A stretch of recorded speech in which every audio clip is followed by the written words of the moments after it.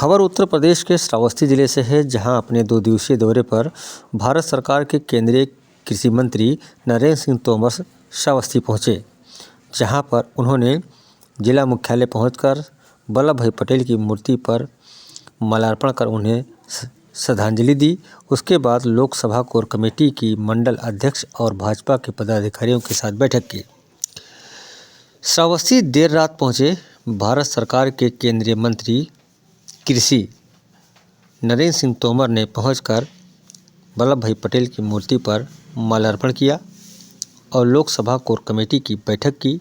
उसके बाद रात विश्राम करने के बाद सुबह उठकर उन्होंने बीजेपी कार्यकर्ताओं के साथ निकाय चुनाव और 2024 की तैयारी के लिए कार्यकर्ताओं में हुंकार भरी। तो वहीं जूनियर हाई स्कूल में पहुंचकर पंचायत प्रतिनिधि सम्मेलन में शिरकत की, जहां पर उन्होंने पहुंचकर केंद्र सरकार के द्वारा चलाई जा रही तमाम योजनाओं के बारे में मौजूद प्रतिनिधियों को बताया और कहा कि आप प्रतिनिधि अगर चाहें तो सरकार इतना पैसा देती है कि अपने गांव और क्षेत्र का विकास कर सकते हैं। अगर आप चाहें तो 5 सालों में 5 बड़े कामों को चिन्हित कर हर साल एक कामों का निस्तारण कर सकते हैं।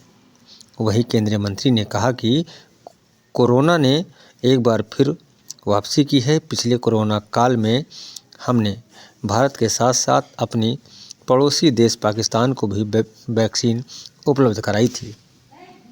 भारत सरकार के केंद्रीय कृषि मंत्री नरेंद्र सिंह तोमर पंचायत प्रतिनिधि सम्मेलन में पहुंचकर लोगों को किया संबोधित। केंद्र व राज्य सरकार की योजनाओं को लोगों को दी जानकारी। 2024 को लेकर कार्यकर्ताओं में भरी हुंकार। चाहे वो पीएम किसान सम्मान निधि योजना हो, चाहे अन्य प्रकार की जो योजनाएं हैं, उन सब योजनाओं पर काम करके उत्तर प्रदेश के एक एक आदमी को लाभ मिले, इसमें हमारे पंचायत प्रतिनिधियों की सार्थक भूमिका निश्चित रूप से रहनी चाहिए। इस बात का गौरव है कि आप सब लोगों ने मिलकर उत्तर प्रदेश को इस दुरावस्था से मुक्त किया है। आज सारा उत्तर प्रदेश इस बात का साक्षी है कि उत्तर प्रदेश में पर्याप्त मात्रा में सिंचाई के लिए भी बिजली मिल रही है और निस्तार के लिए भी बिजली की उपलब्धता है। बार का राज नहीं है। आज भारतीय जनता पार्टी और योगी आदित्यनाथ जी की सरकार है। यह सरकार हमको संरक्षण देगी। हम उत्तर प्रदेश के विकास में भी योगदान करेंगे और अपना मुनाफा भी कमाएंगे। आज प्रधानमंत्री नरेंद्र मोदी जी के नेतृत्व में उत्तर प्रदेश भी विकसित हो रहा है और सारा देश विकास के पथ पर आगे बढ़ रहा है। ये भाजपा की वैक्सीन है, हम तो इसे नहीं लगवाएंगे। लेकिन बाद में आपने देखा, जब लगा कि वैक्सीन नहीं लगाएंगे तो कोरोना से मर मिट भी सकते हैं, तो खुद भी लगवाई और अपने पिताजी को ले जाके भी वही मोदी वैक्सीन लगवाने का काम किया। आज हम सब मंत्री जी, आज श्रावस्ती आपका आना हुआ है और 2 दिवसीय प्रवास पे थे और पंचायत प्रतिनिधि सम्मेलन को भी आपने संबोधित किया है। श्रावस्ती आने का मुख्य मुद्दा क्या है और पंचायत सम्मेलन का क्या है? भारतीय जनता पार्टी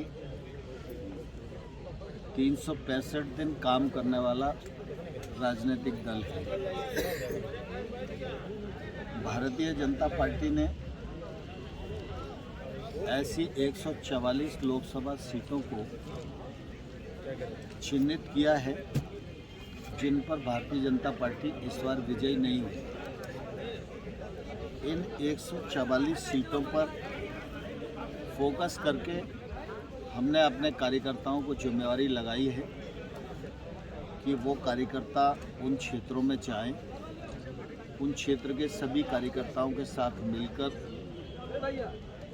वहाँ के काम को बढ़ाएं, काम को विस्तार दें, उनको उत्साहित करें और वो लोग जो काम कर रहे हैं अपने अपने क्षेत्र में, उसमें सहयोग करके उस क्षेत्र में भारतीय जनता पार्टी और मजबूत हो और अगले बार हम ऐसी लोकसभा को जीत सकें। इस दृष्टि से यह पूरा विशेष प्रवास कार्यक्रम पूरे देश में बना है। मुझे भी उत्तर प्रदेश में 4 लोकसभा क्षेत्रों में जाना है, जिनमें अंबेडकर नगर और रायबरेली में हो आया हूँ।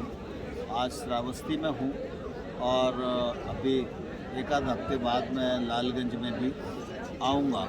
तो कुल मिला के संगठन का व्याप्य बढ़े और भारतीय जनता पार्टी की जीत सुनिश्चित हो, इसी दृष्टिकोण के आधार पर ये प्रवास योजना बनी है।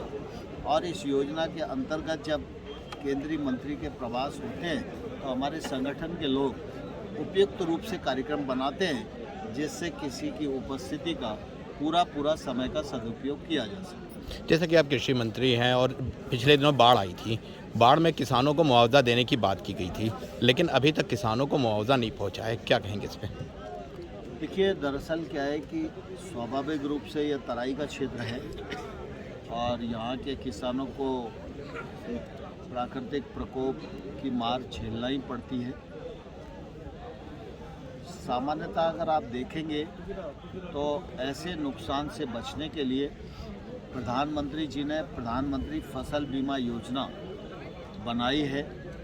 इस योजना के अंतर्गत अभी तक जहाँ किसानों का नुकसान हुआ है, उन किसानों को 1,30,000 करोड़ रुपए मुआवजे की भरपाई के रूप में दिए गए। लेकिन हमारे देश में बहुत सारे किसान ऐसे भी होते हैं जो इंश्योरेंस स्कीम में इंश्योरेंस अपना कराते नहीं हैं। ऐसे किसानों को प्राकृतिक आपदा के समय राज्य की सरकारें SDRF फंड से या RBC से जो सहायता वहाँ के लिए उपयुक्त होती है वो देती है।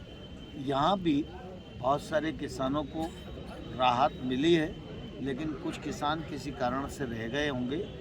तो मैं निश्चित रूप से आज ही मुझे कार्यकर्ताओं ने बताया, तो मैं उस मामले में राज्य सरकार से बात करूंगा कि जो बचे हुए किसान हैं उसका क्या कारण है और उनको कब तक राहत राशि हम पहुँचाएं। निकाय चुनाव में OBC आरक्षण को समाप्त किया गया है। तमाम विरोधी दल जैसे समाजवादी पार्टी हैं या मायावती हैं, इसको बीजेपी का मतलब OBC विरोधी बता रही हैं बीजेपी को, क्या कहेंगे इस पर? मैं समझता हूँ कि अखिलेश जी और मायावती जी के बयान पर सिर्फ हंसा ही जा सकता है, क्योंकि इतना गंभीर बयान कोई राज्य का पूर्व मुख्यमंत्री देगा शायद कोई भी सोच नहीं सकता। सामान्यतः जो फैसला कल आया वो न्यायालय का फैसला है। न्यायालय के फैसले पर टिप्पणी करते समय हर एक व्यक्ति ने ध्यान रखना चाहिए और फैसला न्यायालय का है और ये टिप्पणी कर रहे हैं भाजपा के बारे में। इससे ज़्यादा इनका राजनीतिक दिवालियापन और कोई नहीं हो सकता। इसीलिए जनता ने इनको खारिज कर दिया है। जो बचे खुचे बचे हैं वो अगले बार खारिज कर दिए जाए। एक आखिरी सवाल, कांग्रेस के वरिष्ठ नेता सलमान खुर्शीद ने कहा है राहुल गांधी को भगवान राम की तुलना दी है, क्या कहेंगे इस पर? मैं समझता हूँ कि सलमान खुर्शीद किसी से तुलना करें, इसका महत्व इसलिए नहीं है कि न तो सलमान खुर्शीद कोई बड़े मौलवी हैं, ना ही कोई हिंदू धर्म के शास्त्र ज्ञाता है। लेकिन मैं समझता हूँ कि सलमान जी को इस प्रकार की टिप्पणी करने की आवश्यकता नहीं थी। इस प्रकार की टिप्पणी सिर्फ राहुल गांधी का मजाकी उड़ाने का अवसर लोगों को देती है।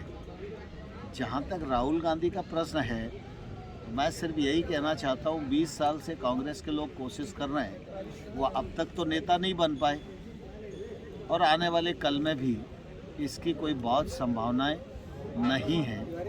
लेकिन मैं इतना ज़रूर कहना चाहता हूँ कि कुल मिला के भारतीय जनता पार्टी की तुष्टीकरण विरोधी दृढ़ संकल्पित नीति का ही परिणाम है कि जो लोग राम का नाम लेने से गुरेज करते हैं वो आज राम राम चिल्ला रहे हैं।